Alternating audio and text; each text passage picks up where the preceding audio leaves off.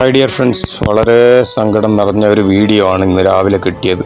നമ്മൾ ബില്യനേഴ്സിൻ്റെയും മില്യനേഴ്സിൻ്റെയും റോൾസ് റോയ്സിൽ ഓടുന്ന വീഡിയോകളും ബെൻസിൽ ഓടുന്ന വീഡിയോകളും അവരെ സന്തോഷങ്ങളും കോടികൾ മുടക്കിയുള്ള കല്യാണത്തിൻ്റെ വീഡിയോകളെല്ലാം കാണുമ്പോൾ അതിൻ്റെ ഇടയിൽ ഇങ്ങനെയുള്ള ഒന്ന് കാണുന്നത് നല്ലതാണ്. ഇവർക്ക് ജീവിക്കാൻ ചെറിയ പൈസ മതി, ആ പൈസ തന്നെ കയ്യിലില്ല.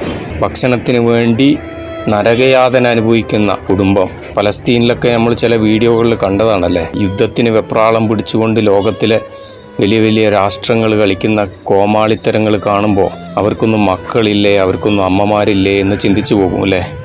ഇസ്ലാമിക് ഹിസ്റ്ററി പരിശോധിച്ച് കഴിഞ്ഞാൽ അതിലൊരു ഭരണാധികാരി ഉണ്ടായിരുന്നു, ഉമർ റളിയല്ലാഹു അൻഹു എന്ന് പറഞ്ഞ വലിയൊരു ഭരണാധികാരി.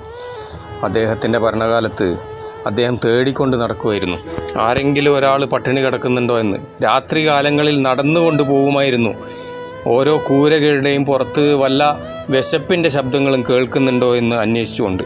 അങ്ങനെ എന്തെങ്കിലും കേട്ടുകഴിഞ്ഞാൽ ദ്രുതഗതിയിൽ തൻ്റെ ഖജനാവിൽ പോയി ഭക്ഷണ സാധനങ്ങൾ എത്തിച്ചു കൊടുക്കുന്ന ഒരു സമ്പ്രദായവും ഉണ്ടായിരുന്നു എന്ന് നമുക്ക് മുൻകാലത്തുള്ള ഹിസ്റ്ററി പരിശോധിച്ചാൽ മനസ്സിലാവും. നാടുകളും റോഡുകളും മാറേണ്ടത് തന്നെയാണ്, ഇല്ല എന്ന് പറയുന്നില്ല. പക്ഷേ അതിലുപരി ഏറ്റവും ആദ്യം മാറേണ്ടത് നാട്ടിലെ പട്ടിണിയാണ്.